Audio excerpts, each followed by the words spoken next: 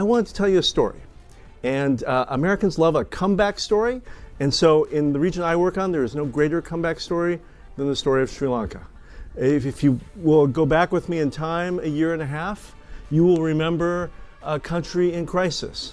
You'll remember mass riots in the streets. You'll remember lines for petrol and for food snaking around the corners. You'll remember the seizing of the president's home, protesters swimming in his swimming pool, protesters cooking food in his kitchen. If you've been to Sri Lanka lately, it's a very different place. The currency is stable, food and fuel prices are stable. They've gotten reassurances on their debt restructuring, and the IMF money is flowing.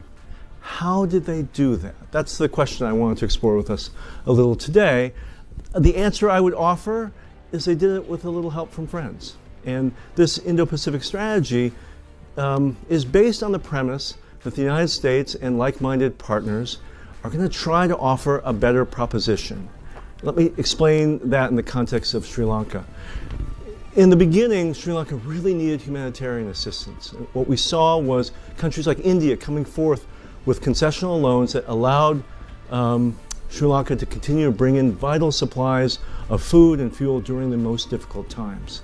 Our USAID during those same days provided hundreds of millions of dollars in agricultural inputs, fertilizers and seeds, so farmers could grow their own crops.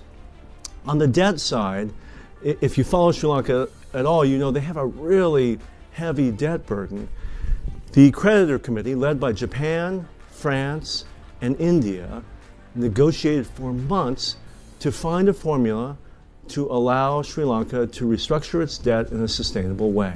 And that formula put pressure on the Chinese to go along with those debt reassurances. That opened up IMF funding and the changes that you see in the economy today.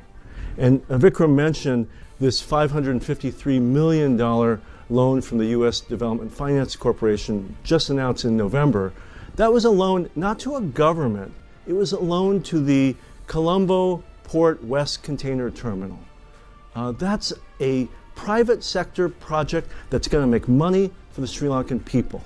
It's not a loan that balloons out bilateral debt. It's an actual profitable project that's really based on private sector investment that we are supporting as well.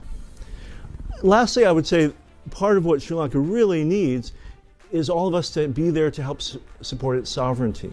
One of the ways that we are doing that from the U.S. government is by providing patrol boats to the Sri Lankan military, and we are also this year set to deliver a King Air aircraft that will help Sri Lanka to patrol its coastal waters.